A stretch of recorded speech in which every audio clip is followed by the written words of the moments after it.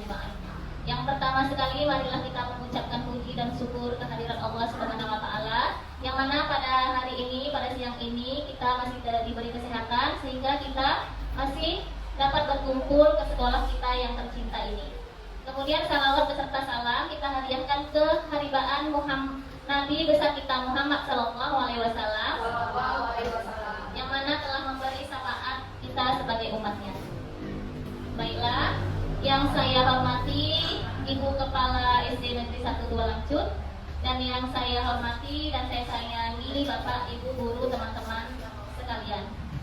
Baiklah, saya ingin mengucapkan terima kasih atas waktunya sudah meluangkan waktu di siang hari ini pada acara diseminasi aksi nyata modul 1.4 budaya positif yang saya pelajari di pendidikan calon guru penggerak angkatan 11 Kabupaten Aceh Tamiang. Perkenalkan, saya Lilis Namun SPG. Baiklah Bapak Ibu, di sini diseminasi yaitu saya sedikit menjelaskan, yaitu berbagi materi atau berbagi praktik baik apa yang sudah saya pelajari di modul 1.4 yaitu budaya positif. Pada modul 1.4 budaya positif ini ada 6 konsep materi yang saya pelajari. Yang pertama, disiplin positif dan nilai-nilai kebajikan universal. Yang kedua, teori motivasi, hukuman dan penghargaan serta restitusi. Kemudian ada keyakinan kelas. Yang keempat, kebutuhan dasar manusia dan manusia berkualitas. Yang kelima, ada posisi kontrol. Yang keenam, ada segitiga restitusi. Pada diseminasi kali ini saya akan membagikan yang hanya 3, yaitu yang sudah saya buat di kelas, yaitu keyakinan kelas, 5 posisi kontrol, dan segitiga restitusi. Baiklah, yang pertama yaitu latar belakang budaya positif. Budaya positif merupakan perwujudan dari nilai-nilai atau keyakinan universal yang diterapkan di sekolah. Suasana atau budaya yang berkembang di sekolah secara tidak langsung menjadi cermin dari tujuan murid atau tujuan mulia atau nilai-nilai sekolah yang dianut dan yakni selama ini. Untuk itulah menciptakan lingkungan positif agar terbentuk suatu budaya positif adalah suatu proses perjalanan pendidikan yang harus kita jalani. Karena ini merupakan tanggung jawab kita sebagai guru, sebagai seorang pemimpin pembelajaran.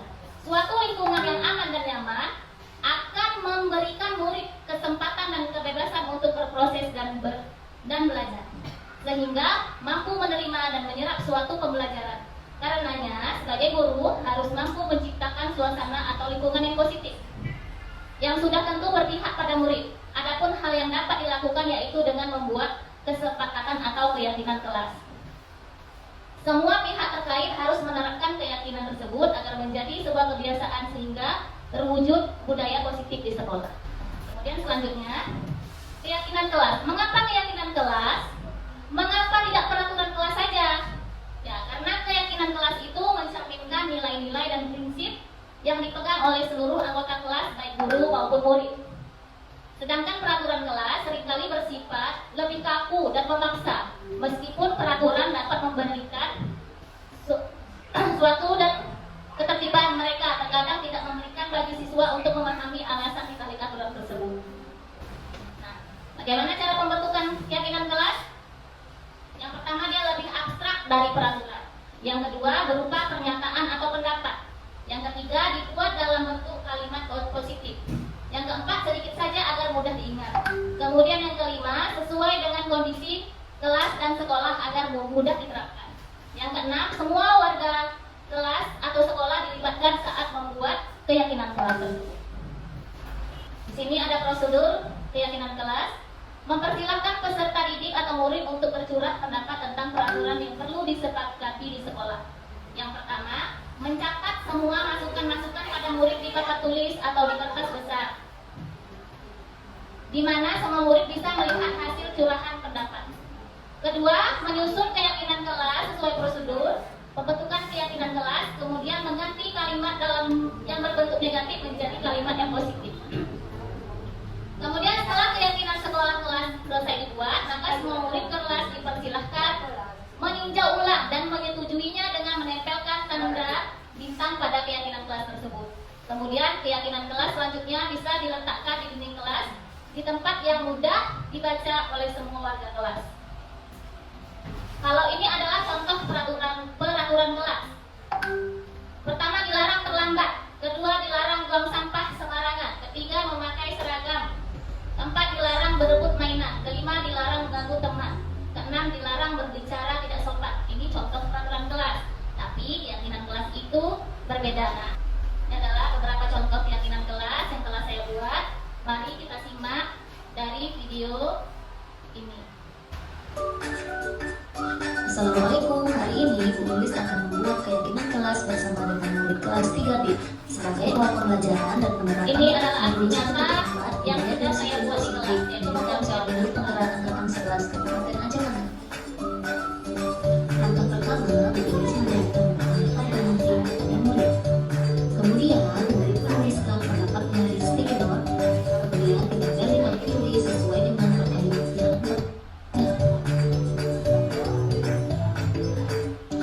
selanjutnya, Bu Lilis dan murid merangkum pernyataan atau pendapat yang rendah dan mengubah kalimat negatif menjadi kalimat yang positif. Sepakati keyakinan kelas yang sudah dibuat bersama, kemudian didesain menjadi poster dan di-print agar lebih menarik.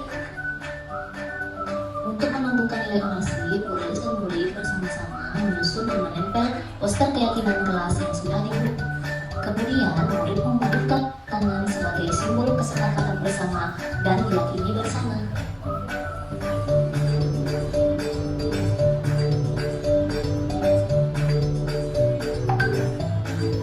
Oke, keyakinan kelas 3B sudah selesai. Kemudian ditempel di tempat yang mudah dilihat dan dibaca di dalam ruangan kelas. Terima kasih. Nah, pada video itu adalah aksi nyata yang sudah saya buat, yaitu membuat keyakinan kelas di kelas 3B. Tampak berbeda ya Bapak Ibu, peraturan kelas dan keyakinan kelas berbeda. Ya. Baiklah, selanjutnya pada modul 1.4 saya mempelajari yaitu 5 posisi kontrol pada penerapan di sekolah pada guru. Ya. Jadi ini ada pertanyaan pemantik. Apakah Anda setuju dengan pernyataan ini? Yang pertama, apakah hukuman dapat mendisiplinkan anak, Bapak Ibu? Tidak, ya, benar sekali. Hukuman tidak dapat mendisiplinkan anak. Kemudian pemberian hukuman dengan hal positif seperti membaca atau membersihkan halaman sekolah, apakah dapat meningkatkan disiplin pada anak? Ya, yang membaca dapat ya Bu. Tapi yang membersihkan halaman itu merupakan apa namanya Bu? Hukuman ya. Kemudian yang ketiga, apakah memberi penghargaan dapat meningkatkan motivasi belajar pada anak? Ya, benar. Jadi saat memberi penghargaan meningkatkan motivasi anak pada belajar. Namun jika seringkali kita lakukan membuat anak itu ketergantungan, maka dia akan melakukan hal hanya ingin mendapatkan imbalan. Ya, jadi sesekali boleh, namun tidak sering-sering. Kemudian dalam 5 posisi kontrol yang ditetapkan oleh seorang guru, yang pertama dia ada sebagai pembuku, yang kedua pembuat rasa bersalah, yang ketiga dia sebagai teman, yang keempat dia sebagai pemantau, dan kelima dia sebagai manajer. Baiklah Bapak Ibu, untuk memperjelas 5 posisi kontrol pada seorang guru, marilah kita menyimak video berikut. Dalam penerapan disiplin positif restitusi, salah satu program yang dikembangkan adalah 5 posisi kontrol. 5 posisi kontrol dalam restitusi adalah proses perjalanan seorang pendidik agar dapat mengenali dirinya. Pada video kali ini, kita akan membahas tentang 5 posisi kontrol yang dikembangkan oleh Diane Dawson dan contoh penerapannya. 5 posisi kontrol itu adalah 1. Posisi penghukum, 2. Posisi pembuat rasa bersalah, 3. Posisi teman, 4. Posisi pemantau atau monitor, dan 5. Posisi manajer. Untuk lebih memahami kelima posisi tersebut, mari kita saksikan kasus Naren yang terlambat hadir 20 menit di sekolah dan melihat bagaimana kelima posisi kontrol dalam menghadapi masalah tersebut. Yang pertama ini adalah guru sebagai posisi penghukum.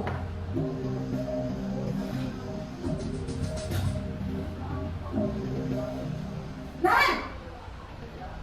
Sini kamu! Selamat pagi Bu. Selalu. Kenapa saya harus ke lapangan basket Bu? Kenapa? Kamu nggak lagi? Apa coba? Alasan kamu apa lagi? Eh, Kapan sih kamu tidak terlambat? Malas sekali ya kamu jadi anak. saya Dasar pemalas. Gak kapok-kapok sih kamu. Sudah berapa kali terlambat? Sana, kamu keliling lapangan basket 2 kali. kenapa saya harus ke lapangan basket Bu? Kenapa? Kamu nggak lagi bu? Berani-beraninya jawab. Sudah terlambat, masih berani jawab nggak? Sekarang, keliling lapangan basket 5 kali sekalian. Biar kapok. Cepat, pergi sana lapangan basket. Posisi penghukum biasanya berbicara dengan nada tinggi, menghardik, menunjuk-nunjuk, menyakiti, dan menyindir. Hukuman bisa berupa fisik maupun psikis. Ibu dan bapak guru hebat. Dampak yang terjadi pada murid ketika guru berada pada posisi penghukum adalah murid cenderung akan memberontak, bahkan menyimpan dendam. Nah, yang video kedua ini adalah posisi guru membuat merasa bersalah. Dengan video yang sama, tapi penanganan yang berbeda. Naren! Selamat pagi Bu. Naren! Kamu kenapa terlambat lagi, nak? Ya Tuhan, Naren. Kamu senang ya bikin ibu susah ya? Kalau kamu terlambat lagi, nanti ibu yang ditegur bapak kepala sekolah, nak. Disangka ibu tidak bisa membina kamu. Duh, gimana ini? Maaf Bu. Duh, Gusti Tadi Naren. sekolah yang tanya Bapak Ibu Kamu ya. suka ya kalau ibu tegur bapak kepala sekolah? Terus, sekarang ibu harus tulis apa yang di buku absen? Ini kamu sudah sering terlambat loh. Ibu harus apa coba? Maaf Bu. Maaf sekali.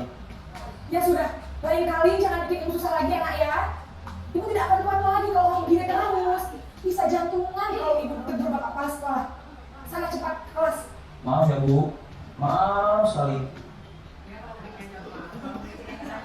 Posisi pembuat rasa bersalah berbicara dengan nada tenang, cenderung cool. Namun kata-kata yang diutarakan membuat murid merasa menjadi orang yang gagal, memandang buruk dirinya sendiri, merasa tidak berharga, dan tidak sanggup membahagiakan orang lain. Ketika guru mengambil posisi pembuat rasa bersalah, murid akan menganggap dirinya yang bersalah dan ia akan menyimpan emosi negatif tersebut di dalam dirinya. Baiklah, video yang ketiga masih dengan masalah yang sama, tapi dalam posisi sebagai teman.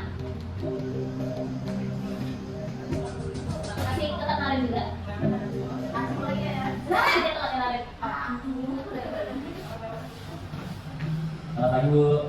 Wah, sudah jam berapa ini nak? Terlambat lagi ya sayang. Iya Bu. Habis. Ibu saya ada saya Bu. Kamu malah menyalahkan ibu kamu. Kamu kan anak-anaknya paling kencang. Kok terlambat sih? Iya Bu. Saya memang terlambat banget tadi. Jadi biarpun saya kencang, tetap gak kejar Bu. Ya sudah sana. Nanti lain kali larinya lebih kencang lagi ya. Biar gak terlambat lagi. Bikin salah ibu demi ibu. Bisa kan? Bisa lah Bu. Ya sudah sana masuk kelas. Ibu beresin urusan absen kamu. Kamu ini ada-ada saja. Dalam posisi teman, guru berbicara dengan nada suara ramah, akrab, cenderung bersenda gurau untuk menjaga suasana tetap santai. Murid akan merasa senang, aman, dan akrab dengan guru. Identitas yang tercipta adalah identitas sukses atau berhasil. Namun, perlu diingat, karena ini masih dorongan eksternal, maka ada faktor ketergantungan dari murid kepada orang tertentu. Di sini, guru absennya, sehingga di lain waktu, murid bisa berperilaku baik, namun hanya kepada orang-orang tertentu saja. Baiklah, video yang keempat yaitu posisi sebagai pemantau.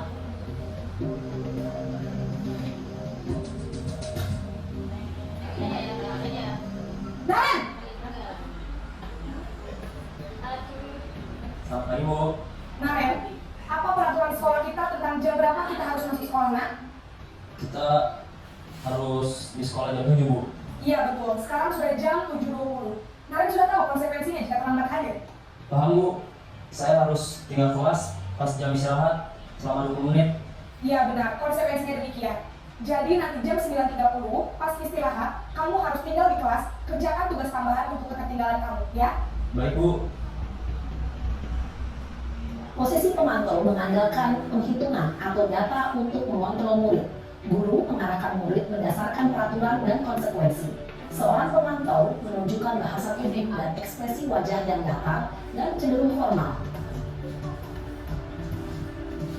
Dan ini video yang terakhir, posisi guru sebagai manajer dengan kasus yang sama.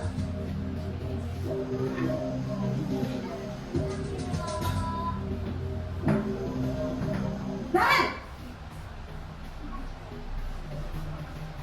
Selamat pagi Bu. Selamat pagi Naren.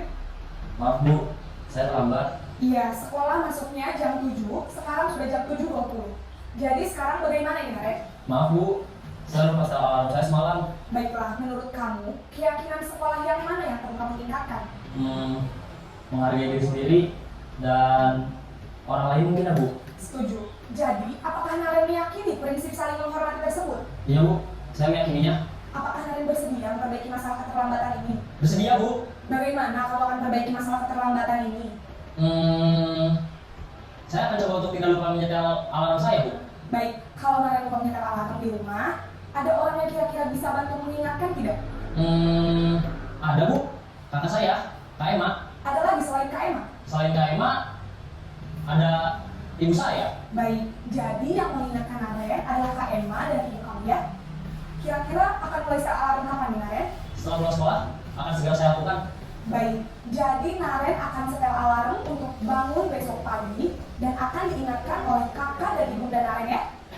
Ada lagi yang mungkin perlu dilakukan Naren agar tidak terlambat bangun lagi? Tidak ada Bu. Baik Naren, terima kasih untuk kerjasama kamu. Sekarang kamu perlu kembali ke kelas untuk belajar. Baik Bu, terima kasih. Posisi manajer adalah posisi kontrol yang disarankan untuk membimbing murid memiliki sikap disiplin yang positif, yaitu murid yang mandiri, bertanggung jawab, dan dapat memecahkan masalah. Tujuan dari posisi ini adalah agar murid dapat berefleksi atas tindakannya. Guru akan dengan tulus memberikan pertanyaan-pertanyaan bermakna, sehingga membuat murid dapat belajar dari kesalahannya dan mencari sebuah solusi untuk menyelesaikannya. Ibu dan Bapak guru hebat, setelah mengamati adegan kelima posisi kontrol tadi, kira-kira posisi mana yang paling ideal? Posisi mana yang dapat menunjang motivasi intrinsik murid? Ya, tentu posisi manajer. Posisi ini memang posisi ideal yang ingin dituju setiap pendidik.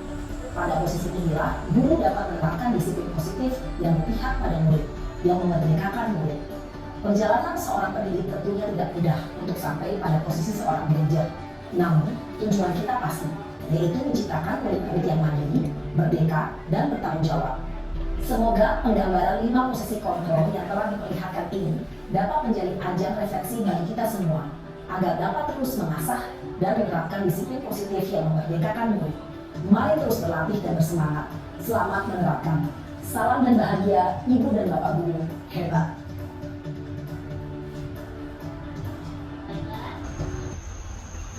Sudah tampak perbedaannya Bapak Ibu antara 5 posisi kontrol tadi, antara penghukum, membuat merasa bersalah, kemudian posisi teman dan pemantau serta manajer. Nampak. Dan pada tujuan akhirnya adalah kita harus sebagai guru, kita harus di posisi mana Bapak Ibu? Ya, posisi tertinggi yaitu posisi kita sebagai manajer. Nah, baiklah, sedikit kita refleksi ya. Jadi Bapak Ibu ada di posisi manakah ya? Jadi saat kita di rumah, mungkin kita bersama dengan anak atau bersama dengan keponakan kita, mungkin ada di posisi mana kita sebagai seorang, mungkin sebagai seorang ibu. Boleh satu orang tandain? Boleh? Ibu Fatmawati boleh? Kalau Ibu Fatmawati di rumah, di mana posisi Ibu? Ibu menghadapi anak Ibu dalam suatu masalah. Cepat Bu, cepat Bu. Ini jujur ya. Ada di posisi 1, 2, 3, 4 atau 5 Bu. Posisi apa Bu? Coba.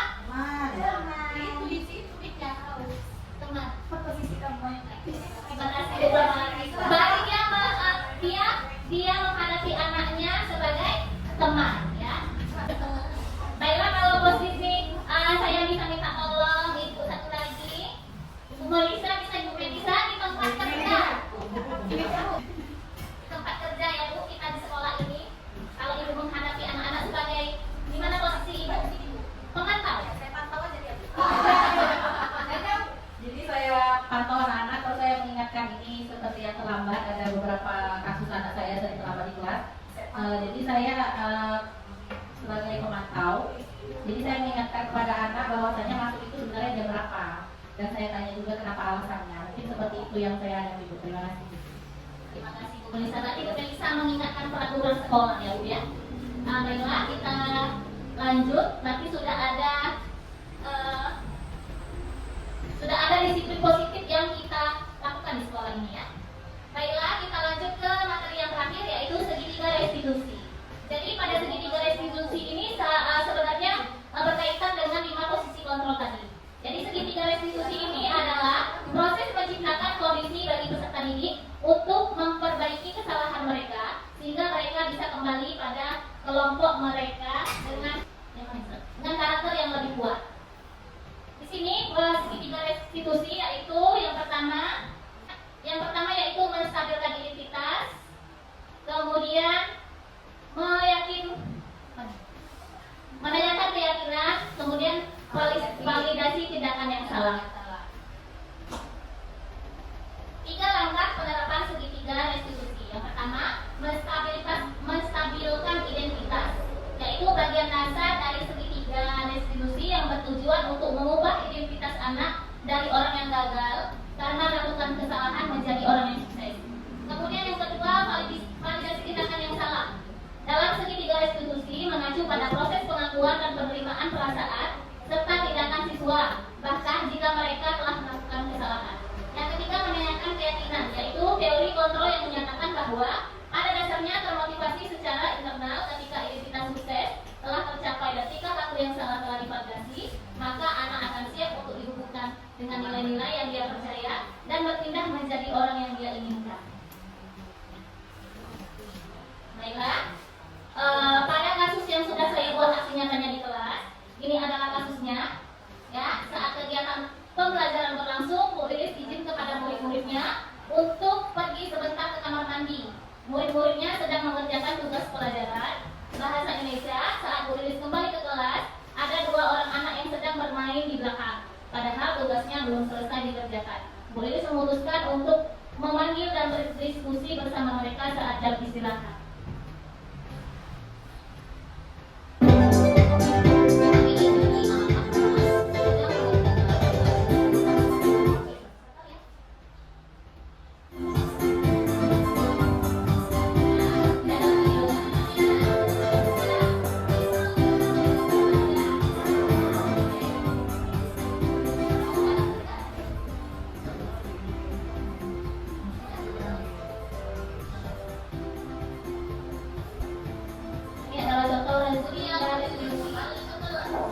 Pada kelas saya.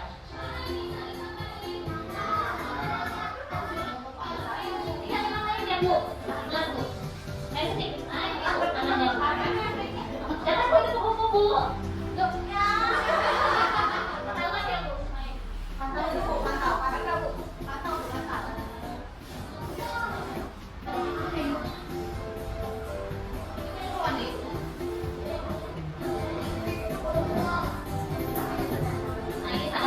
Mereka, saya menerapkan segitiga restitusi. Yang pertama, saya menstabilkan identitas.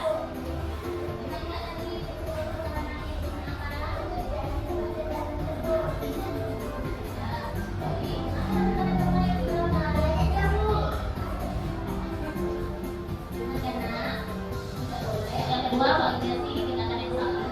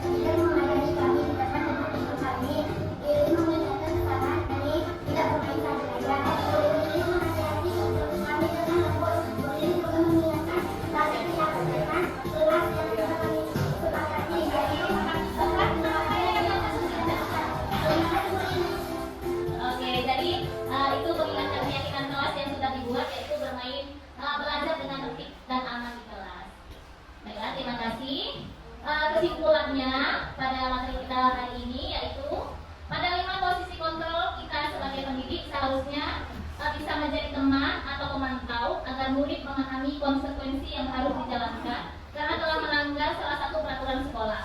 Guru seharusnya tidak menunjukkan suatu emosi yang berlebihan, menjadi pemukul, marah, atau membuat merasa bersalah.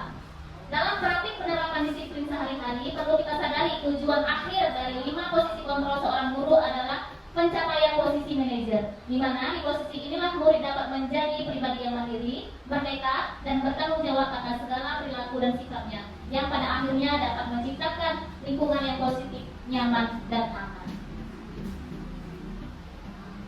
Yang terakhir, kita akan melakukan refleksi. Yang pertama, hal baru apa yang mengubah paradigma saya yang saya dapatkan? Baiklah, setelah menyimak materi dari desiminasi materi dari saya, hal baru apakah yang ibu-ibu dapatkan pada hari ini?